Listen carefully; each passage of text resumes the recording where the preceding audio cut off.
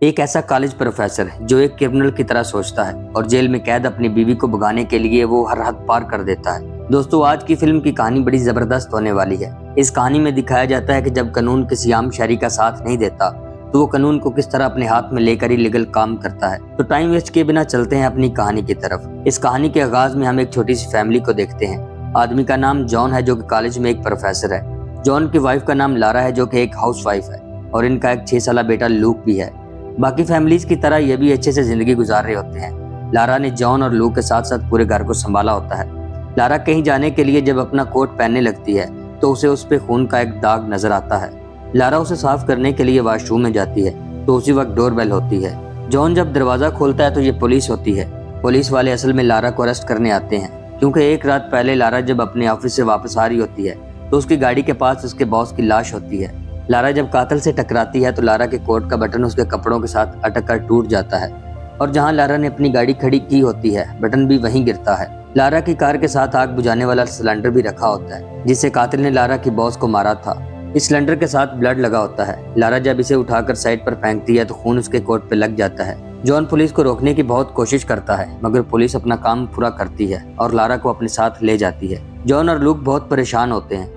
Lara इस बात से बिल्कुल बेखबर थी कि एक खून का निशान और एक टूटा हुआ बटन उसे जेल में ले जाएगा, जबकि जॉन को लारा पर पूरा भरोसा होता है कि वो कभी किसी को जान से नहीं मार सकती। लारा के जेल जाने के बाद जॉन लूक का अच्छे से ख्याल रखता है। वो उसे स्कूल छोड़ने भी जाता है और घर वापस भी लाता है। इसके बाद हम जॉन और लूक को जेल लारा से मिलने जाते देखते हैं। बाकी लोगों के साथ इंटरेस्ट पेन की भी तलाशी ली जाती है और इन्हें एक वेटिंग रूम में बिठा दिया जाता है। लारा आते ही जॉन से लिपट जाती है और वो लूक से भी काफी देर प्यार करती है। लारा को 20 साल की सजा होती है और उसे जेल आए 2 साल हो चुके हैं। लारा को जॉन से शिकायत होती है कि उसने अभी तक उसे बाहर निकालने के लिए कुछ नहीं किया, लेकिन तमाम सबूत लारा के खिलाफ थे, इसलिए जॉन अभी तक कुछ नहीं कर सका।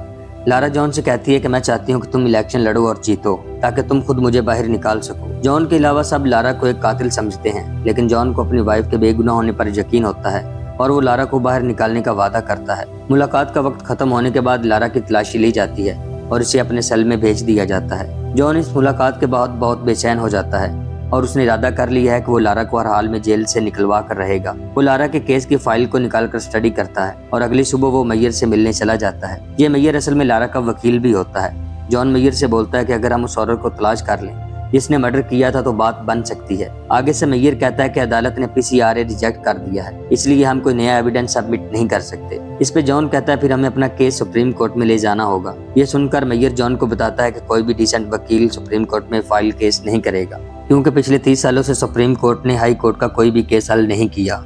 जॉन कहता है कि फिर मुझे किसी ऐसे वकील को ढूंढना होगा जो डिसेंट ना हो।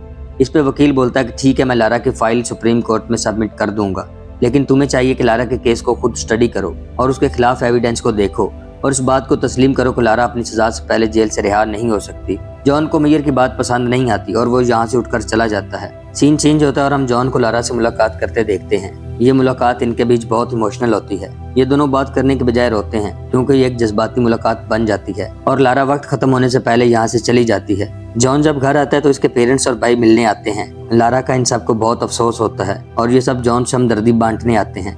लारा के बाद जॉन लूक का एक माँ की तरह ख्याल रखता है। वो लूक को स्कूल छोड़ने और लाने के साथ साथ रात को इसे कहानियां भी सुनाता है ताकि लूक को माँ की कमी महसूस ना हो। जॉन लूक को कहानी सुना रहा होता है तो इसे एक कॉल आती है और वो फौरन से अस्पताल पहुंच जाता है क्योंकि लारा ने अपनी नस काट ली होती है और उसे ट्रीटमेंट के लिए अस्पताल भेज दिया जाता है। नर्स जॉन को लारा से ये कहकर नहीं मिलने देती कि आप विजिटर हैं और विजिटर को जेल के पेशेंट से मिलने की परमिशन नहीं है, लेकिन जॉन को डॉक्टर के बिहाफ पर लारा से मिलने के लिए 2 मिनट का वक्त मिल जाता है। लारा को इस हाल में देखकर जॉन को बहुत दुख होता है। जॉन इस बात को अच्छी तरह समझ चुका होता है कि वो कानून के जरिए लारा को इंसाफ नहीं दिलवा सकता, इसलिए वो फैसला करता है कि वो अपने बलबूते पर लारा को जेल से निकालेगा। जॉन ओवर द वॉल नाम की एक किताब खरीदता है जिसे डेमोन पेनिंगटन ने लिखा होता है, जो कि एक साबका मुजरिम होता है जो जेल से कामयाबी से फरार हो चुका होता है। डेमन इस किताब में जेल ब्रेक के अपने तमाम तजर्बात बयान करता है। इसी किताब के जरिए जॉन को डेमन के बारे में पता चलता है और वो इसे तलाश करता है ताकि लारा को फरार करने का तरीका सीख सके। जॉन डेमन को तलाश कर लेता और इससे पूछता है कि तुम 7 बार जेल से फरार हो चुके हो, क्या तुम मुझे ये बता सकते हो कि तुमने ये सब कैसे किया? डेमन कहता है कि बस थोड़ी सी हिम्मत और किस्मत से, और कोई भी ऐसी जेल नहीं जिसके ताले की चाबी ना हो और तुम्हें बस उसी चाबी को ढूंढना है। जॉन कहता है कि तुमने कैसे किया? डेमन से बताता है कि मैं जेल की रूटीन पे गौर किया करता था और गार्ड्स की गलती को नोट करता रहता था। और सबसे बड़ी बात यह है कि जेल ब्रेक करने के लिए इंसान के पास एक सॉलिड प्लान होना चाहिए कि कौन सी चीज कब और किस वक्त करनी है। डेमन जॉन को मजीद बताता है कि जेल ब्रेक करना बड़ी बात नहीं, असल काम जेल ब्रेक करने के बाद स्टार्ट होता है कि तुम जेल से फरार होने के बाद शहर में पुलिस से कैसे बच सकते हो। वो जॉन से कहता है कि तुम्हारे पास एक दूसरी आइडेंटिटी और पासपोर्ट होना चाहिए और कोई ऐसा शख्स हो जो तुम्हें एयरपोर्ट से निकाल सके, और इस प्लान पर तुम उस वक्त काम कर सकते हो जब तुम्हारे पास पैसा हो, और इस काम के लिए तुम्हारे पास बहुत सा पैसा होना चाहिए। और जेल ब्रेक करने के बाद शहर से निकलने के लिए तुम्हारे पास 15 मिनट का वक्त होगा, जबकि कंट्री से बाहर जाने के लिए तुम्हारे पास एयरपोर्ट तक 35 मिनट होंगे। जॉन डेमन से पूछता है अगर मैं इस टाइम के बीच पकड़ा गया तो क्या करना होगा। इस पे डेमन इसे कहता है कि अगर पुलिस तुम्हें घेर ले तो भागने की बजाय सरेंडर कर देना, वरना वो तुम्हें गोली मार देंगे। डेमन जॉन को मशवरा देता है कि इस प्लान पर तब काम करना जब तुम्हारे अंदर कुछ खोने का हौसला हो, क्योंकि ऐसे प्लान्स में कुछ भी हो सकता है, यहाँ तक कि किसी की जान भी लेनी पड़ सकती है, और अगर तुम्हें हिम्मत नहीं तो इसे स्टार्ट मत करना। 3 महीनों बाद हम जॉन को इस प्लान पर काम करते देखते हैं। वो लारा से मिलने जेल जाता है, लेकिन इस बार वो हर चीज को अच्छे से नोटिस करता है कि कैमरे की डायरेक्शन क्या है और गार्ड्स अपनी पोजीशन किस वक्त चेंज करते हैं। जॉन जेल के बाहर से भी बिल्डिंग को देखता है और तस्वीरें बनाता है। वो इस जेल से जुड़ी एक एक चीज का अच्छे से जायजा लेता है। वो जेल की बिल्डिंग की फोटो लेता है कि वो एग्जिट वे को तलाश कर सके।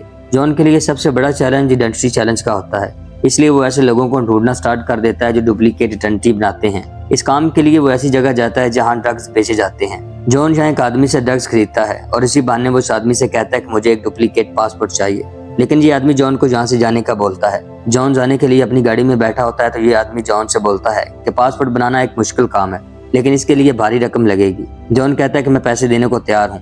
ये आदमी से एक होटल का पता देता है और कहता है कि वहाँ हर्फ नामी आदमी से मिलना, उसे बताना कि मुझे मूस ने भेजा है, हमारा काम हो जाएगा। जॉन यहाँ से सीधे होटल जाता है और हर्फ का पूछता है। वो हर्फ से कहता है कि मुझे मूस ने भेजा है। ये सुनकर वो जॉन से काम पूछता है। इस पे जॉन कहता है कि मुझे 3 पासपोर्ट और एक ड्राइविंग लाइसेंस बनवाना है। हर्फ इससे पूछता है कि तुम मूस को कैसे जानते हो। वो उसे बताता है कि मूस मेरे बेटे का ख्याल रखता है। ये सुनकर हर्फ को इस पे शक होता है और वो जॉन को अपने पीछे आने को कहता है। ये जॉन को बहुत मारते हैं और इससे पैसे भी छीन लेते हैं और दोबारा यहाँ न आने की धमकी देते हैं। जॉन का हाल काफी बुरा हो जाता है और वो सीधे अपनी मॉम और डैड के घर जाता है। जॉन की मॉम जब इसे चोट लगने की वजह पूछती है तो वो बताता है कि मैं बाइक से गिर गया था। ये सुनकर इसकी मॉम इससे कहती है कि तुम्हारी बाइक तो 2 साल से गैराज में खराब पड़ी है। जॉन एक और झूठ बोलता है और अपनी मॉम को बताता है कि किसी ने लारा के बारे में कुछ गलत कहा था, इसलिए छोटा सा झगड़ा हो गया। ये सुनकर जॉन की मॉम कहती है कि उसकी गलती की वजह से क्या तुम सबसे लड़ोगे। ये बात जॉन को अच्छी नहीं लगती और वो अपनी मॉम से कहता है कि आप भी बाकी लोगों की तरह लारा को कातिल समझती हैं, लेकिन उसने कोई जुर्म नहीं किया। जॉन इसी वक्त अपने बेटे लू को साथ लेता है और यहाँ से चला जाता है। इसके बाद सीन बदलता है और हम जॉन को एक बार फिर उसी जगह पर देखते हैं जहाँ से उसने ड्रग्स खरीदा था। वो यहाँ एक आदमी से मिलता है और उसे बताता है कि मैं किसी ऐसे इंसान को तलाश कर रहा हूँ जो डुप्लीकेट आइडेंटिटी बनाता हो, लेकिन ये आदमी जॉन को यहाँ से जाने का कहता है। जॉन जब यहाँ से निकलने लगता है तो 2 बाइक्स इसे फॉलो करती हैं। जॉन लू के साथ बातचीत कर रहा होता है तो बेल डोर होती है। दरवाजा खोलने पे जॉन के सामने वो शख्स खड़ा होता है जिसे जॉन ने होटल में देखा था। जॉन जब इसे यहाँ आने की वजह पूछता है तो ये जॉन से कहता है कि मैं सुन नहीं सकता, लेकिन मैंने होटल में तुम्हें किसी से बात करते देखा था और मैंने तुम्हारे होंठ पढ़ लिए थे। जॉन इसे पूछता है क्या तुम मेरा काम कर सकते हो। इस पे ये आदमी जॉन को बताता है कि 3 पासपोर्ट, ड्राइविंग लाइसेंस और सोशल सिक्योरिटी के लिए $37,000 लगेंगे, लेकिन जॉन के लिए ये रकम बहुत भारी होती है और वो इस आदमी से बोलता है कि मैं इतना पे नहीं कर सकता। इस पे ये आदमी कहता है कि फिर तुम अपनी मंजिल तक भी नहीं पहुंच सकोगे। ये सुनकर जॉन मान जाता है और कुछ तस्वीरें देकर इसे $10,000 एडवांस दे देता है। ये आदमी जॉन को वेडनेसडे को 2 बजे मिलने का बोलता है और कहता है कि मैं अगर 2 बजे ना पहुंच सका तो तुम वहां से निकल जाना। जॉन अपने प्लान पर पूरी तरह से डट चुका होता है और वो इस प्लान को कामयाब बनाने के लिए एक गन खरीदता है और गन को अपने साथ लेकर उस जगह जाता है जहाँ उसे पासपोर्ट और दूसरे डॉक्यूमेंट्स मिलने थे। कुछ देर इंतजार करने के बाद वो आदमी बाइक पे आता है और जॉन से बाकी पैसे लेकर इसे तमाम डॉक्यूमेंट्स दे देता है। इसके बाद जॉन के लिए अगला काम उस ताले की चाबी को हासिल करना होता है जहाँ से उसे लारा को निकालना है। वो इंटरनेट पर हर किस्म का लॉक खोलने की वीडियो देखता है जहाँ से उसे डुप्लीकेट चाबी बनाने का ख्याल आता है। चाबी बनाने के बाद जॉन जेल जाता है। वो डुप्लीकेट चाबी को भी अपने साथ ले जाता है ताकि कंफर्म कर सके जो उसने चाबी बनाई है वो काम भी करती है या नहीं। जॉन कैमरे से बचते हुए लाइन में उस जगह लगता है जहाँ उसे की टेस्ट करना होता है। जॉन जैसे ही चाबी लॉक में लगाता है तो वो अटक जाती है और लॉक के अंदर ही टूट जाती है। ये देखकर जॉन को काफी परेशानी होती है और वो हाथ में टूटी हुई चाबी को फेंक कर आगे बढ़ता है। लेडी पुलिस अफसर जब लॉक खोलने के लिए चाबी लगाने लगती है तो वो फौरन से अलार्म बजा देती है। कैदियों से मिलने आए सब लोगों को इन्वेस्टिगेशन के लिए यहीं रोक लिया जाता है।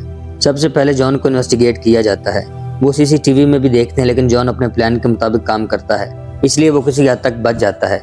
जॉन जब यहाँ से बाहर निकलता है तो वो काफी घबराया होता है और इसी घबराहट में उल्टियां करना स्टार्ट कर देता है।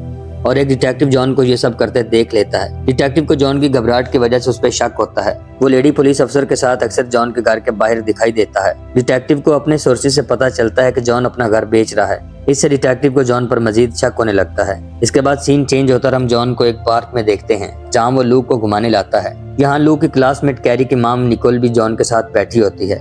इन दोनों में अपने बच्चों की वजह से जान पहचान होती है। निकोल जॉन को बच्चों की एक पार्टी का इनविटेशन देती है जो कि उसने अपनी बेटी कैरी के लिए रखी होती है। निकोल जॉन से कहती है कि अगर आप अपनी बीवी के साथ लूक को लेकर आएंगे तो बहुत अच्छा लगेगा। जॉन इसे बताता है कि लूक की मॉम नहीं आ पाएगी क्योंकि वो जेल में है। ये सुनकर निकोल को बहुत अफसोस होता है और वो जॉन से सॉरी बोलती है। जॉन इसे लूक को अपने साथ लाने का वादा करके चला जाता है। इसके बाद हमें दिखाया जाता है कि जॉन अपने प्लान पर मजीद किस तरह काम करता है। वो अपने शहर पीटर्सबर्ग की मेडिकल हेल्थ लैब की गाड़ी का पीछा करता है क्योंकि इस गाड़ी में तमाम कैदियों की हेल्थ रिपोर्ट्स होती हैं जो जेल से लैब में लाई जाती हैं ताकि कैदियों की मेडिकल केयर की जा सके। वो इस गाड़ी की टाइमिंग के मुताबिक इसे फॉलो करता है और मौका देकर जैसे ही ड्राइवर गाड़ी से बाहर जाता है तो जॉन लॉक खोलकर जल्दी से लारा की मेडिकल रिपोर्ट निकालता है और उसकी तस्वीर बनाकर ड्राइवर के आने से पहले निकल जाता है। जॉन जब लारा से जेल में मुलाकात करने जाता है तो उसे पता चलता है कि वो लारा को 3 दिन बाद यहाँ से किसी दूसरी जेल में शिफ्ट करने वाले हैं। ये खबर जॉन की परेशानी को बढ़ाती है क्योंकि उसे अपने प्लान को अब 3 दिनों में कामयाब बनाना होता है और ये बात उसके लिए काफी मुश्किल होती है। जॉन की दूसरी मुश्किल पैसों की होती है क्योंकि उसका अभी तक घर भी नहीं बिका होता और लारा को निकालने के लिए उसके पास 3 दिन का वक्त होता है। जॉन लूक को अपने पेरेंट्स के घर छोड़ देता है और खुद पैसों का इंतजाम करने के लिए निकल पड़ता है। जॉन को हम एक एटीएम के बाहर देखते हैं जहाँ वो डाका डालने के लिए रुकता है, मगर गार्ड को एटीएम के बाहर देकर जॉन की हिम्मत साथ छूट जाती है और वो यहाँ से चला जाता है। जॉन के पास 2 दिन का टाइम बचा होता है और उसे किसी भी तरह पैसा इकट्ठा करना होता है। पैसों का बंदोबस्त करने के लिए जॉन वहाँ जाता है जहाँ से उसने ड्रग्स खरीदे थे और वो अपनी गाड़ी में बैठकर हर पर नजर रखना स्टार्ट कर देता है क्योंकि हर ड्रग्स बेचता है और उसके पास काफी पैसा होता है। हर सारे बेचे गए ड्रग्स का पैसा लेकर जब अपने बॉस की तरफ जाता है तो जॉन उसे फॉलो करता है। हर वो अपने बॉस को पैसे दे ही रहा होता है तो जॉन गन के साथ इनके सामने खड़ा होता है। यहाँ जॉन के हाथों से अपनी जान बचाते हुए एक आदमी मारा जाता है लेकिन जॉन इनका सारा जमा किया हुआ पैसा उठा लेता है। जॉन जब यहाँ से जाने लगता है तो जख्मी पड़ा हार्वी से विनती करता है कि मुझे अपने साथ ले जाओ। जॉन को इस पर रहम आता है और वो इसे अपने साथ गाड़ी में बिठा लेता है लेकिन अस्पताल पहुंचने से पहले ही हर्व की मौत हो जाती है और जॉन इसकी डेड बॉडी को एक बेंच पर रख के अपने पेरेंट्स के घर चला जाता है और अपने डैड से कहता है कि मैं लूक को लेने आया हूँ, लेकिन इसके डैडी से बताते हैं कि वो सो रहा है। जॉन बोलता है कि हमें फिर भी यहाँ से जाना होगा। जॉन जब लूक के कमरे में जाता है तो वो गहरी नींद सो रहा होता है। लूक को सोता हुआ देखकर वो फैसला करता है कि हम सुबह को निकलेंगे। सुबह होते ही जॉन लूक को अपने साथ लेकर चला जाता है लेकिन जॉन के डैड को इस बात का पता होता है कि जॉन अपनी फैमिली समेत कंट्री चेंज कर रहा है क्योंकि उसने जॉन के बैग में रखे हुए पासपोर्ट देख लिए थे। प्लान के मुताबिक जॉन की हर चीज पूरी हो चुकी होती है, अब बस प्रैक्टिकली वर्क बाकी होता है। जॉन को हम लूक के साथ अपना सामान पैक करते देखते हैं। वो लूक को बस जरूरी सामान अपने साथ लेने का बोलता है और घर में लगे तमाम एविडेंस को वो प्लास्टिक बैग में डालकर कूड़ेदान में फेंक देता है। इसके बाद जॉन मेडिकल हेल्थ लैब की वायर्स को काट देता है और मेडिकल हेल्थ लैब की गाड़ी का पीछा शुरू कर देता है। जॉन लारा की मेडिकल रिपोर्ट एडिट कर चुका होता है और अब उसे एडिट की गई रिपोर्ट को रिपोर्ट से बदलना है और जैसे ही उसे मौका मिलता है वो गाड़ी का लॉक खोलकर ड्राइवर के आने से पहले रिपोर्ट चेंज कर देता है। जॉन को अपना अगला कदम चलने के लिए बहुत मोहतात होना पड़ता है और वो लूक को लेकर निकोल के घर जाता है जहाँ उसकी बेटी कैरी की आज पार्टी है। जॉन लूक को लेकर वक्त से पहले पहुंच जाता है क्योंकि निकोल अभी पार्टी की तैयारियां कर रही होती है, लेकिन उसे खुशी होती है कि जॉन लूक को लेकर आया है। जॉन निकोल से बोलता है कि मुझे किसी काम के लिए जाना है और मैं लूक को आपकी हिफाजत में छोड़कर जा रहा हूँ और अगर मैं लेट हो गया तो आप मेरे पेरेंट्स को फोन कर दीजिएगा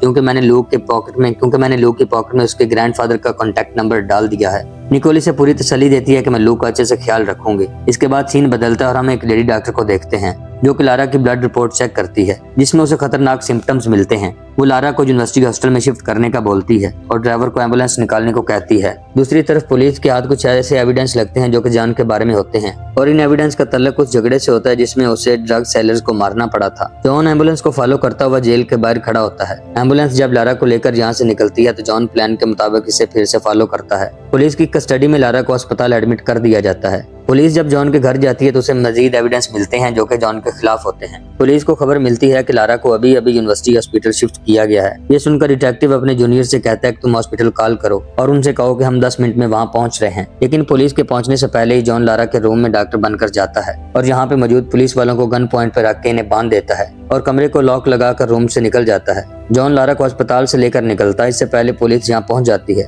जॉन लारा के साथ लिफ्ट में भाग रहा होता है तो सामने डिटेक्टिव खड़ा होता है। वो जॉन से बोलता है कि हमने सारे रास्ते बंद कर दिए हैं, इसलिए अच्छा यही होगा कि तुम सरेंडर कर दो। लेकिन जॉन इनकी बात नहीं मानता और एक बार फिर लिफ्ट के जरिए वो इनकी नजरों से दूर हो जाता है। लारा जॉन के इस काम से बहुत घबराई होती है क्योंकि जॉन ने इसे प्लान के बारे में कुछ नहीं बताया था। वो उसे तसल्ली देता है और शांत रहने को कहता है। जॉन बड़ी मुश्किलों से आकर इस हॉस्पिटल से निकलने में कामयाब हो ही जाता है, लेकिन पुलिस भी अपनी तलाश जारी रखती है। इस भीड़ के बीच डिटेक्टिव जॉन और लारा को सब स्टेशन जाते देख लेता है और वो सबसे स्टेशन पहुंचने का कहता है, लेकिन पुलिस के स्टेशन पहुंचने से पहले ये दोनों ट्रेन पर सवार हो जाते हैं, जो कि पुलिस के पहुंचने से पहले चल पड़ती है। पुलिस रेलवे ट्रैक पर फैल चुकी होती है और इस बात का जॉन को भी पता होता है, लेकिन उसने सॉलिड प्लान बनाया होता है और वो टनल में एक जगह पहुंचकर ट्रेन की चेन खींच देता है, जिससे ट्रेन इमरजेंसी की सूरत में रुक जाती है। जॉन ने कार रेंट पे ली होती है और वो पुलिस के पहुंचने से पहले लारा के साथ इस कार में निकल जाता है। शहर से निकलने में इसके पास 12 मिनट का टाइम होता है। दूसरी तरफ पुलिस अपनी खोज जारी रखती है। वो जॉन के 6 साल बेटे और पेरेंट्स को तलाश करना स्टार्ट कर देते हैं। जॉन जब लूक को लेने निकोल के घर जाता है तो उसे पता चलता है कि लूक भी बाकी बच्चों की तरह निकोल के साथ जू में गया है, क्योंकि ये एक जू पार्टी थी। जॉन अपनी घड़ी पर टाइम सेट करता है और लारा के साथ लूक को लेने जू निकल पड़ता है। जॉन के पास कंट्री छोड़ने के लिए वक्त बहुत कम होता है, इसलिए वो जू के रास्ते से टर्न लेता है। लारा इससे कहती है कि तुमने ऐसा क्यों किया। इस पे जॉन कहता है हमारे पास वक्त बहुत कम है, अगर हम टाइम के मुताबिक ना चले तो हम पकड़े जा सकते हैं और हम लूक को बाद में अपने पास बुला लेंगे। जॉन की ये बात लारा को अच्छी नहीं लगती और जॉन पे उसे बहुत अफसोस होता है। वो चलती गाड़ी का दरवाजा खोल के कूदने वाली होती है तो जॉन इसका हाथ पकड़ लेता है। ये सीन इस फिल्म का डरा देने वाला है। ये और इनकी गाड़ी एक बड़े हादसे का शिकार होने से बच जाते हैं। लारा एक माँ है और वो कभी नहीं चाहेगी कि वो अपने बेटे के बिना जिंदगी बसर करे। जॉन एक माँ की मोहब्बत को समझ चुका होता है, इसलिए वो लूक को अपने साथ ले जाने का फैसला करता है। जॉन लारा को गाड़ी में बिठाकर खुद लूक को जू से लेने चला जाता है। वो निकोल का शुक्रिया अदा करके लूक को अपने साथ ले आता है और लारा अपने बेटे को देखकर बहुत इमोशनल हो जाती है। शहर के चारों तरफ नाकाबंदी होती है, जबकि टूल प्लाजों पे गाड़ियों का बहुत ज्यादा रश होता है, इसलिए वो रेलवे से जाने का फैसला लेता है। दूसरी तरफ पुलिस को जॉन के घर के बाहर पड़े कूड़ेदान से तमाम एविडेंस मिल जाते हैं। जॉन रेलवे स्टेशन से एक बूढ़े आदमी और एक बूढ़ी औरत को अपने साथ गाड़ी में बिठाता है, क्योंकि शहर भर में ऐलान किया गया होता है कि जिस गाड़ी में एक कपल और एक बच्चा उसे रोका जाए। लेकिन जॉन इस बूढ़े कपल को पैसे देकर अपनी गाड़ी में बिठा लेता है ताकि ये लोग एक फैमिली लगें और पुलिस की नजरों से बच जाएं। और जॉन का ये प्लान काम कर जाता है और वो आसानी से पुलिस से बच के निकल जाता है। जॉन अपनी फैमिली के साथ बड़ी मुश्किलों के बाद एयरपोर्ट पर पहुंच जाता है, जबकि पुलिस इन्हें खोज रही होती है। वो जॉन के पेरेंट्स को भी ले आते हैं, मगर पुलिस को इनसे भी कोई खबर नहीं मिलती, क्योंकि जॉन के डैड पुलिस से बोलते हैं कि हमारे बीच कभी कोई बात नहीं हुई, इसलिए हम नहीं जानते कि वो कहाँ हैं। जॉन एयरपोर्ट पर काफी नर्वस हो जाता है, लेकिन लारा इसका साथ देती है और पासपोर्ट खुद चेक करवाती है। जॉन की फ्लाइट उड़ने तक पुलिस इन्हें ढूंढती है, लेकिन जॉन ने अपनी हिम्मत के साथ प्लान पर काम किया था, इसलिए वो सबकी नजरों से बचकर लारा और लूक के साथ किसी दूसरे देश चला जाता है और यहाँ इस फिल्म की एंडिंग हो जाती है। दोस्तों, अब आपके सामने मैं इस मूवी का एनालिसिस पेश करने वाला हूँ। दोस्तों, पॉल हैगिस की हिदायतकारी में बनने वाली ये फिल्म एक पुरअसर और संजीदा क्राइम थ्रिलर है, जो जज्बाती पेचीदगी, अखलाकी तजाद और इंसानी हदों की कशमकश को नहायत बारीकी से पेश करती है। हैगिस फिल्म को एक सादा कहानी से निकालकर एक जज्बाती और फिक्री तजर्बे में डालता है। कहानी सुस्त रफ्तारी से खुलती है, लेकिन जब वो अपने रूज पर पहुंचती है तो तमाशाई को अपने साथ घसीट लेती है। इस फिल्म में जॉन ने एक कॉलेज प्रोफेसर का किरदार अदा किया है, जो आहिस्ता आहिस्ता अपनी बीवी को बचाने की खातिर एक मुजरिम की अदाकारी जैसा रवैया अपनाता है। इसका किरदार दिल में उतरता है, क्योंकि वो ना कोई रवायती किरदार है, ना ही कोई कातिल, बल्कि एक शोहर जो माशरती असूलों के मुकाबले में अपने ज़मीर का इंतखाब करता है। लारा ने अपना किरदार अच्छे तरीके से निभाया है। इसका दर्द बेयकीनी और खालीपन इसके चेहरे से झलकता है। लारा की मौजूदगी फिल्म को जज्बाती बुनियाद फराहम करती है। ये फिल्म सिर्फ एक फरार की कहानी नहीं, बल्कि ये इस बाप की दास्तान है जो निज़ाम अदल की बेहिसी के मुकाबले में अपने ईमान और खानदानी मोहब्बत को तरजीह देता है। फिल्म की सिनेमेटोग्राफी से एक हकीकत पसंदाना टच देती है। रंगतें मध्यम और सर्द हैं, जो कहानी के संजीदा और तनाव भरे माहौल के साथ मुताबिकत रखती है। फिल्म द नेक्स्ट 3 डेज मोहब्बत के बीच की वो धुंधली लकीर दिखाती है, जहाँ इंसान खुद को इंसाफ की तलाश में खो देता है। ये फिल्म एक ऐसे सवाल का जवाब तलाश करती है, अगर सिस्टम नाकाम हो जाए तो क्या इंसान को खुद ही निजात हासिल करना पड़ती है। आपको आज की कहानी पसंद आई हो तो लाइक और सब्सक्राइब कर दें।